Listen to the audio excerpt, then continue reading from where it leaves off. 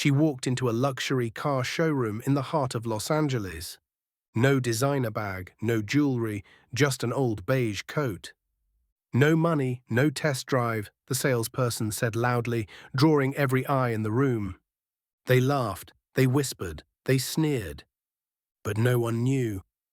That woman had just signed the papers to acquire the entire showroom chain. And just 30 minutes later, the very people who mocked her would be bowing their heads, signing resignation papers, in front of live streaming cameras, a jaw-dropping reversal that sent social media into a frenzy and forced the entire service industry to take a long, hard look at itself. Stay until the end. You'll understand why. Never judge someone just because they dress simply. Please like, subscribe, and turn on notifications to update our latest videos. The sky over Los Angeles was unusually clear that morning. Soft sunlight drifted past high-rises, casting a golden hue on Melrose Avenue, home to Stratos Auto House, one of the most luxurious branches of a dealership chain once considered the pinnacle of West Coast prestige. And it was on that very morning that a woman stepped out of an old, dusty sedan parked 2 blocks away from the showroom. She wore plain jeans, a white linen shirt frayed at the collar, and a slightly wrinkled beige cardigan. No designer handbag, no heels, no bodyguards. Nothing about her appearance suggested she belonged to the world of cars starting at $150,000. Just a faint smile at the corners of her lips and a sharp gaze hidden behind round sunglasses. Her name was Olivia Warren, and no one at Stratos Auto House knew. She had just acquired the entire dealership chain the week before through Warren Motors, the investment firm she founded. The acquisition was kept strictly confidential.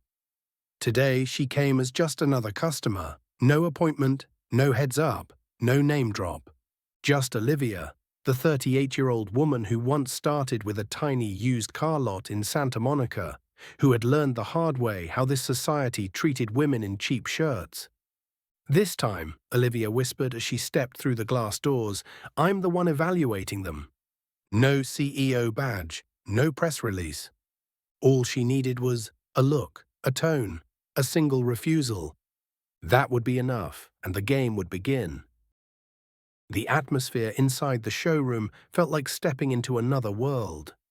Crystal chandeliers sparkled from the high ceilings, and floor-to-ceiling glass panels reflected the gleaming car bodies like mirrors.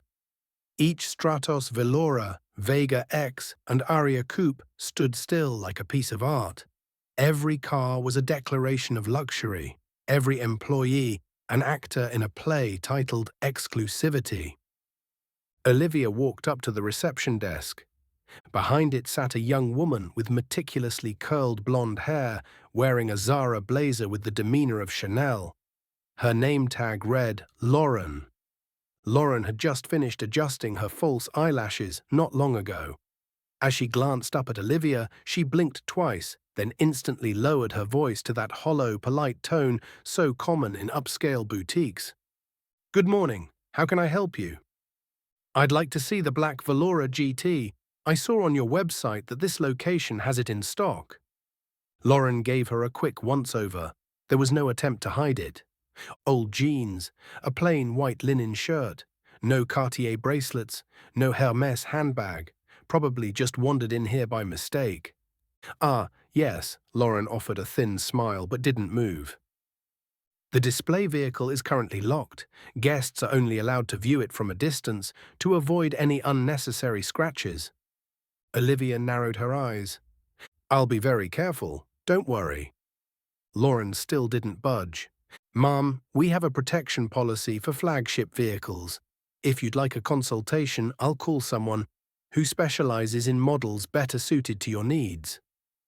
Olivia went quiet for a second. She knew exactly what was happening. She had once been like Lauren, judging customers by their clothes, and she had once been treated like this herself, holding a $200,000 check, yet still being kicked out of a store by security for not looking like someone who could afford anything. She smiled. Then go ahead. Call the person who handles models more suitable for me. I'll wait. Lauren pressed the intercom. Brandon, there's a customer asking about the entry-level models. No, not really. She's just browsing for fun. Olivia heard every word. She remained still. Her face remained calm, but in her eyes, a door had just shut, and another was waiting to be thrown wide open. The echo of leather shoes striking the marble floor rang out like the opening drumbeat to a scene Olivia knew all too well. Brandon Hale entered, tall, hair slicked back to glossy perfection, dressed in a navy slim-fit suit tailored to every inch. Polished Italian shoes gleaming like showroom chrome. On his wrist, a brand-new Tag Heuer timepiece worth as much as an entry-level car. Lauren subtly tilted her chin toward Olivia. She's interested in the Valora GT. But just looking, she added with a delicate smirk. Brandon nodded coolly and strolled over, not in haste, but with measured confidence. His gaze swept over Olivia like he was appraising a second-hand item. Good afternoon. He stopped short. No handshake offered. I'm Brandon. I handle Stratos' flagship line. Olivia nodded and smiled. I'm Olivia. I'd like to learn more about the black Valora GT on display outside. Brandon gave a faint smile, the kind that belonged to men who thought they could read clients in a single glance. The Valora GT is a very special model, he said, his tone betraying a quiet condescension. As you may know, it starts at over $160,000. Most of our clients schedule appointments ahead of time or come with their financial advisors. I just asked to save us both some time. Olivia replied calmly, No problem. I can pay up front. Brandon paused, briefly but noticeably. Sure, but he continued, company policy doesn't allow test drives for flagship models unless financial eligibility is verified. Insurance protocols, you understand. As he spoke, his eyes flicked to Olivia's phone. No luxury case, no gold trim, no diamond-studded accessories. Probably an old iPhone, he assumed. And typically, when women come in like this, it's more for browsing. I'd be happy to show you some Vega X or Aria Coupe models. Same brand, just a bit more accessible. At that moment, Olivia realized she wasn't speaking to a salesperson. She was staring into a mirror, one that reflected society in its rawest form.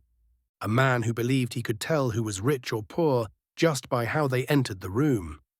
Thank you, Olivia said, her tone a notch firmer, but I'd still like to learn more about the Valora GT. Brandon took a small step back, offering a half smile that leaned dangerously close to a smirk. Of course, but we'll need proof of funds first. Or, is someone joining you today? Your husband, maybe? The words slipped out as lightly as a breeze, but they landed like a hammer on dignity. Olivia blinked. She wasn't angry.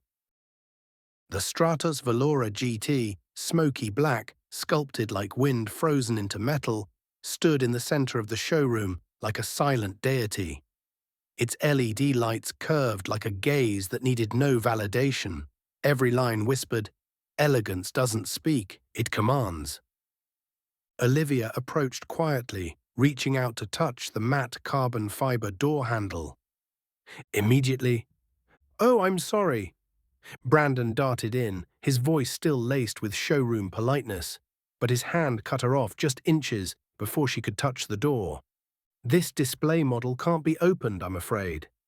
Fingerprints are really difficult to clean off, as if her very presence might taint the car. Olivia looked at him calmly. Do you have a demo model available for test drives? Brandon shrugged, giving a half smile. We do. But like I said earlier, to test drive the Valora GT, you need an appointment, proof of funds, or someone to co-sign. I told you, I'll pay in full, Olivia reminded him. Brandon didn't budge. Yes, but our policy is very clear. This model is reserved for qualified clients. It's nothing personal, just standard protocol. His eyes drifted toward a man who had just entered the showroom, wearing a polo and chinos, walking with relaxed confidence. Within 30 seconds, another sales associate approached him with a handshake and led him to the VIP lounge. Olivia tilted her head slightly. Did he bring financial documents? Brandon glanced over and answered without hesitation, "Oh, he's a regular. And, well, you can see the difference. His whole demeanor." What he said wasn't neutral. It was a blend of bias, arrogance, and quiet hierarchy, the kind Olivia had seen her entire life, in boardrooms, at golf clubs, even in conference rooms she owned. "So," Olivia lowered her voice, "because I don't have a husband next to me or expensive clothes, I don't qualify to test drive the car." Brandon kept smiling, the kind of smile that made you want to slam the door in his face. "Please don't misunderstand. You're welcome to test many other models. It's just, the Valora GT is for people who are serious. And you—" He didn't finish the sentence. He didn't need to. Olivia understood perfectly. Her dream car, a symbol of independence and self-worth, had been turned into a gatekeeping tool. One that kept her out because they couldn't see past a pink cardigan and flat shoes. She took a breath, didn't flinch, because now one thought remained in her mind. Remember every word, every face. Everyone in this showroom will soon learn exactly who owns that car. Olivia maintained her calm smile as Brandon laid down the rule. The Stratos Valora GT isn't for casual curiosity. We only allow test drives once a client's financials are approved, or if they're referred by management. She looked him square in the eyes. "What if I don't need financing, and I'm ready to wire the full amount today?" Brandon raised an eyebrow, then let out a soft chuckle. "Of course, everyone wants to pay in full. But in this segment, wanting and being able are two very different things." She remained steady. "I can show you my banking app if that's necessary." Brandon shrugged, his tone turning even colder. "That won't be needed, Ms. Olivia. We've had plenty of visitors with just enough in their account to impress. But they vanish the moment we mention the deposit. Our showroom policy isn't based on spoken promises or a screenshot of a balance." The words landed like a slap. Olivia paused for a beat. "So even if I'm offering to pay outright, it still doesn't qualify me for a simple test drive." Brandon adjusted his tie, dipped his head in faux sympathy. "It's vehicle protection protocol, I'm sure you understand." But what Olivia actually understood wasn't about policy. It was about a deeply ingrained bias that seeped into tone, posture, and eye contact.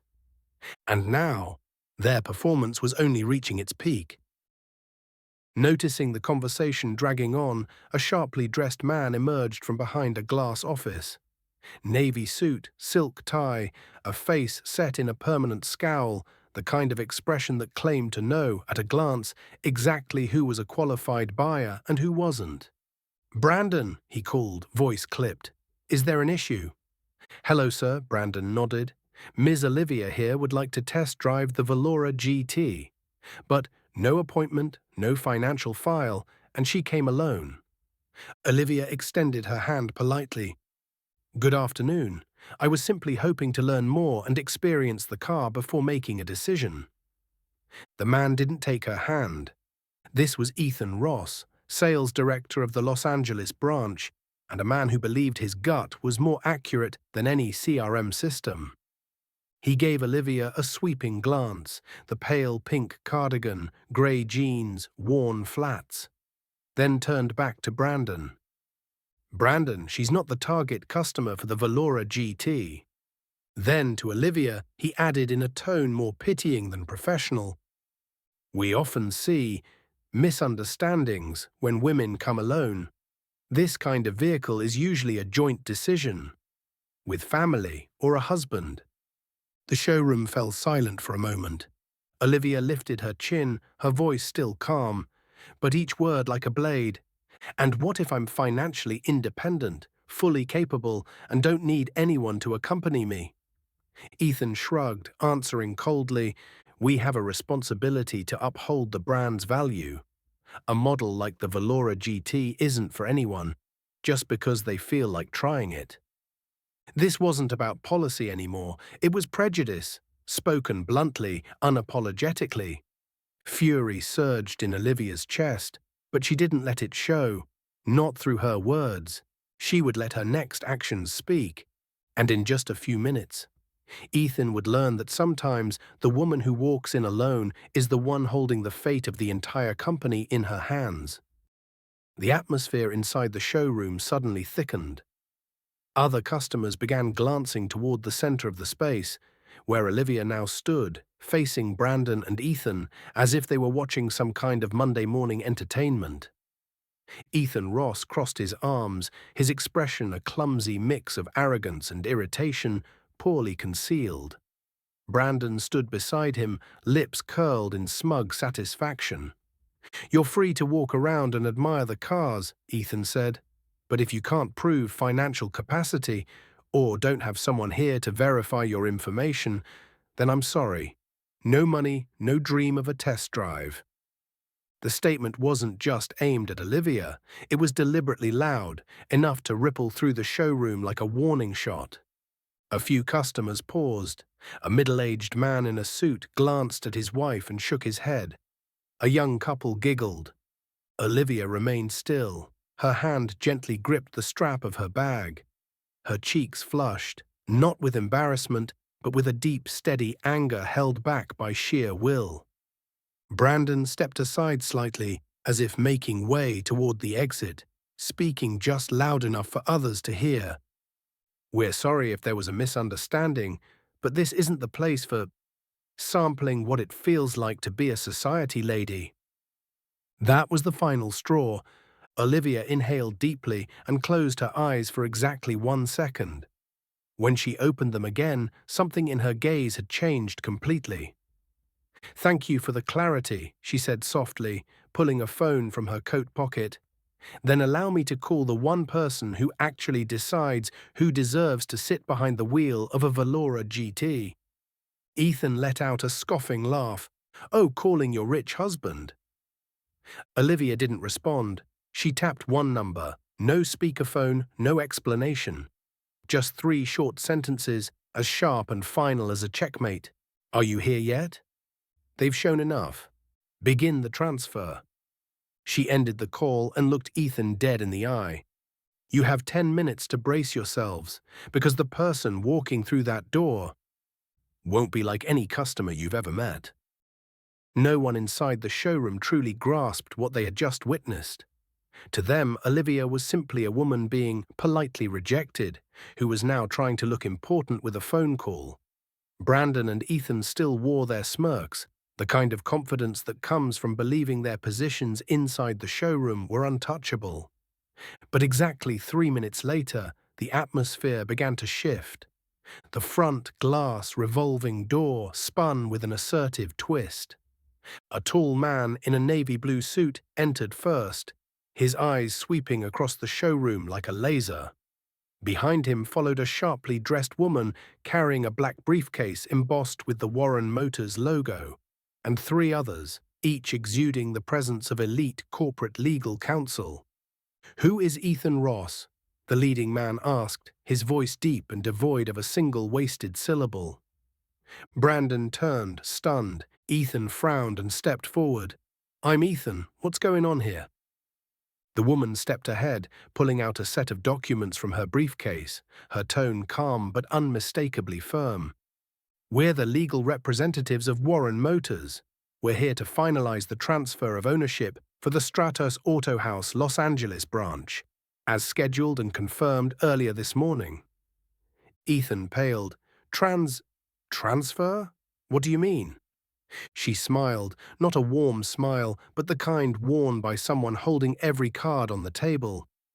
"This dealership hasn't belonged to Mr. Blackwell since last week. As of 9 a.m. this morning, the sole authority over this showroom belongs to Ms. Olivia Warren." The entire room froze. Brandon spun around, stunned, to face Olivia, just as she stepped forward, gently unfastening the top button of her beige coat. A small lapel pin gleamed under the showroom lights. Chairwoman, Warren Motors. She stopped just in front of Brandon and Ethan. She didn't need to raise her voice. Her gaze, calm but sharper than steel, was enough to silence them both. Behind them, a few customers began recording on their phones. The energy inside the showroom had transformed.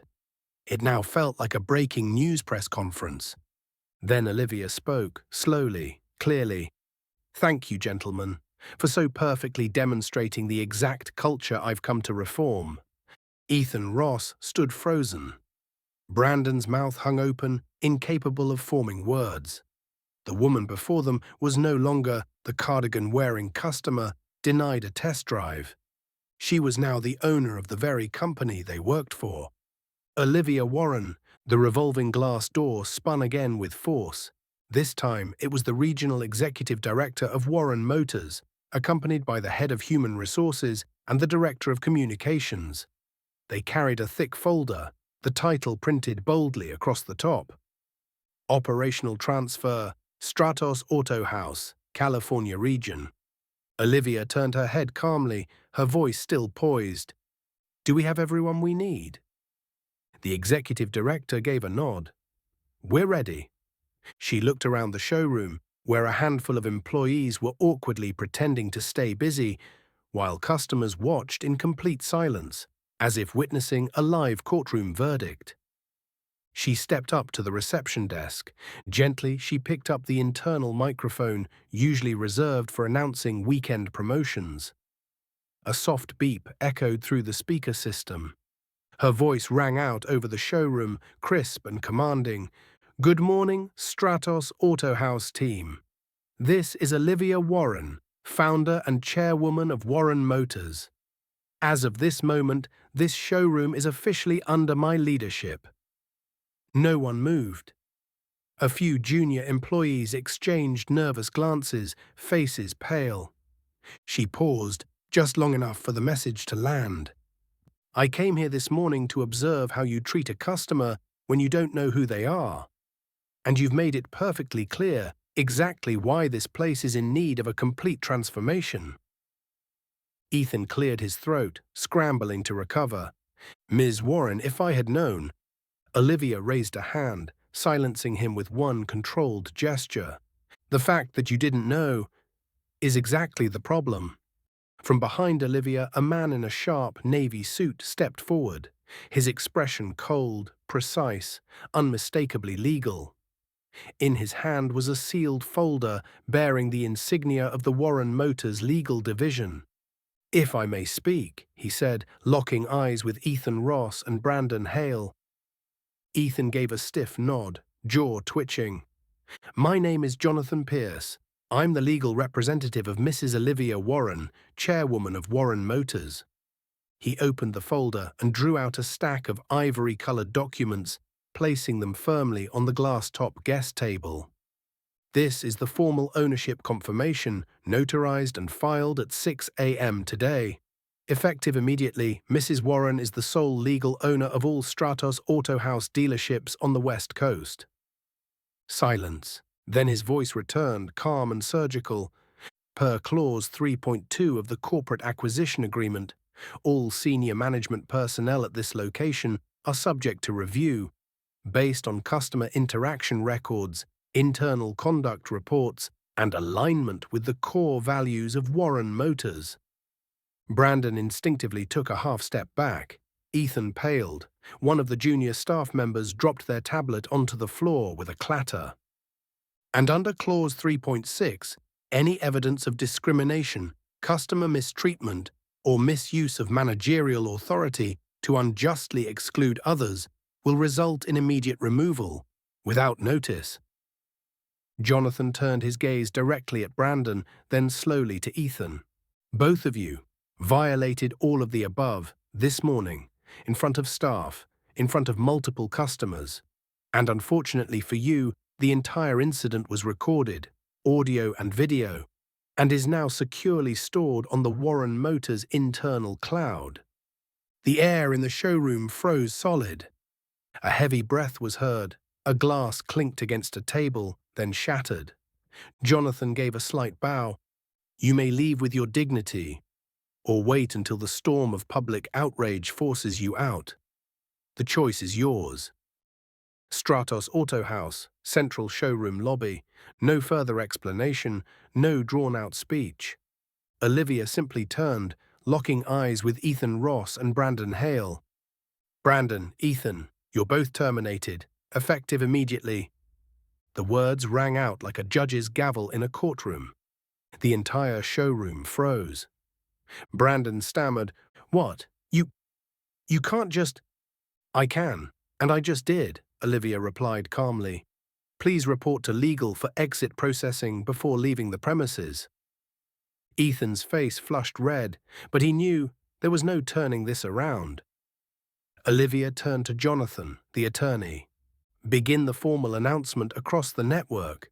Update the official name of this dealership chain to Warren Prestige Motors, and make sure all retraining protocols are rolled out by tomorrow morning. Then she addressed the entire staff, her gaze sweeping across every stunned face. I don't expect perfection, but I do expect everyone here to understand. True luxury isn't about the logo on the car. It's about how we treat every single person who walks through these doors. A young female associate blinked back tears and nodded.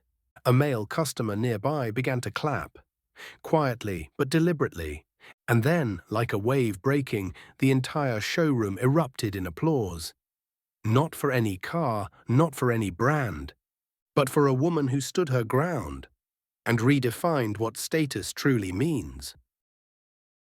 Online, everything exploded like wildfire. A 30-second phone video recorded by a customer inside the showroom began spreading at lightning speed. The clip opened with Ethan Ross's cold bark. No money, don't even dream of driving this car. Then it cut to Brandon Hale standing in front of the Valora GT, sneering. We don't allow someone like you near this vehicle. Suddenly, the footage shifted. A team of attorneys walked in. Olivia Warren, no longer silent, stood at the center of the storm, calm and composed, as she upended everything. You're fired, effective immediately, she said to Brandon. Seconds later, the same sentence was delivered to Ethan. In less than an hour, the clip had gone viral across Twitter, TikTok, Instagram, and Reddit. Hashtags skyrocketed to the top of trending lists. Warren Justice, Valoragate, Don't Judge by Clothes. Thousands of comments poured in. This story needs to be a movie, absolutely inspiring. She's iconic, humiliated in public, but stayed calm and flipped the entire narrative. Poetic justice for people who live by prejudice. Meanwhile, chaos descended on Stratos Auto House. The phone lines rang non-stop. An urgent email from the former Stratos corporate HQ ordered, suspend all PR activity immediately. Prepare for crisis response. Several customers who had placed deposits called to cancel, declaring they refuse to support a company that disrespects women and working-class customers. Outside the dealership, small crowds gathered, not to buy cars, but to take photos with the dealership sign as it was being removed. At the Warren Motors headquarters, the media team projected live metrics. Over 2 million views in under 6 hours. More than 400,000 shares. Hundreds of thousands of positive comments. Dozens of public figures voicing support for Olivia. Finally, Olivia posted a single line on her personal page. Words are free, but attitude can be very expensive. Olivia Warren didn't wait for public opinion to settle. She didn't return to her office. She didn't call for a closed-door meeting. Every change began immediately, right in the middle of the very showroom where she had been humiliated less than an hour earlier. Brandon Hale and Ethan Ross, the two faces of everything wrong in luxury service, were still standing there, frozen. Their faces stiffened, caught somewhere between fear and disbelief at the reality unfolding around them. Olivia turned to her chief legal officer, her voice calm but razor-sharp. Begin termination procedures for both of them. No severance, no negotiation. Ethan opened his mouth to protest, but Olivia's eyes cut him down mid-thought. The attorney placed a stack of papers on the customer service table, ready. I've seen enough of how the two of you abused your positions to humiliate customers. I won't allow that behavior to exist another second in a brand I own. She stepped onto the display platform, standing between three luxury cars, no longer symbols of status, but reminders of exclusion. Starting today, Olivia declared, her voice echoing clearly, Stratos Auto House will operate under Warren Motors values. No discrimination, no judgment. Every customer, no matter their appearance, voice, or how they arrived, deserves full respect. She turned to the rest of the staff, many still stunned, nervous, unsure. For those who stood by and watched in silence, I don't need your apologies. I need your actions. If you're not ready to change, the door is right there. A young employee, slight in build, stepped forward hesitantly. Ms. Warren, I'd like to stay. I want to work in the place you just described. Olivia nodded. What's your name? Marcus. Marcus, starting today, you'll temporarily lead our customer experience division. And by noon, I want a full retraining proposal, authored by you, for the entire team. The entire showroom fell silent. Brandon and Ethan exited the building, under the cold stares of former colleagues and the bright camera lights of the media gathering outside. And as if the universe had chosen to collaborate with Olivia, the skies above suddenly cleared. Sunlight streamed through the glass ceiling, shining directly on where she stood. No press release, no fancy speech. This was reform, real, immediate, and absolutely deserved. 3 days after the scandal at Stratos Auto House, the small sign at the entrance had been replaced. It now read, Welcome, you are valued, not because of your wallet, but because you are human. Inside, the atmosphere felt reborn. The crystal chandeliers still shimmered. The sleek Stratos Velora GTs still gleamed beneath the glass ceiling. But the showroom was no longer a stage for arrogance. At the reception desk now stood a middle-aged woman in simple clothes, gently assisting a young couple as they looked for a family car, her tone kind and sincere, with none of the old showroom pretenses. Nearby, Marcus, the once shy employee who had stepped forward, now stood tall under a new name tag. Marcus Reed, Customer Service Manager. He was guiding a middle-aged man in a plain linen shirt toward a sporty Stratos model. No one asked how much the man had in his bank account. They only asked, "What are you looking for?" In the lounge area, a group of newly hired employees sat in a training session led by none other than Olivia Warren herself. Success doesn't come from sales, she said, voice calm and steady. It comes from the look in a customer's eyes as they walk away feeling respected. Behind her, a slide appeared. Judge people by their character, not their credit limit. At the back of the room, a young woman entered, jeans, hoodie, hair in a loose ponytail.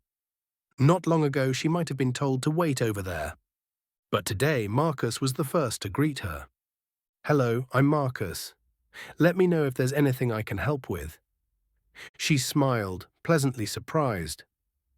Across the floor at the control desk, Olivia stood quietly, observing. No grand speeches, no camera crews. The proof of transformation wasn't in a press release. It was in how people treated one another. Stratos Auto House hadn't just changed leadership. It had changed its philosophy.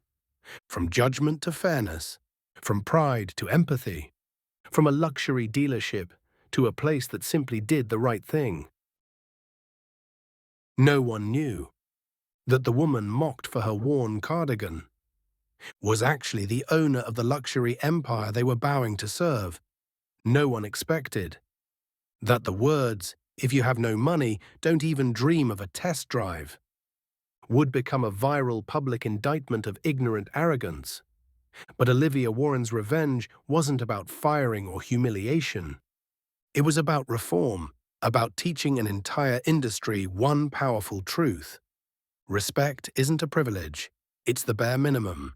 And if one showroom can change because one woman refused to stay silent, then so can the world, one voice at a time. Have you ever been judged by your appearance? Share your story in the comments below. And don't forget to hit subscribe to help us spread stories of dignity, fairness, and courage. Because your worth has nothing to do with the brand you wear.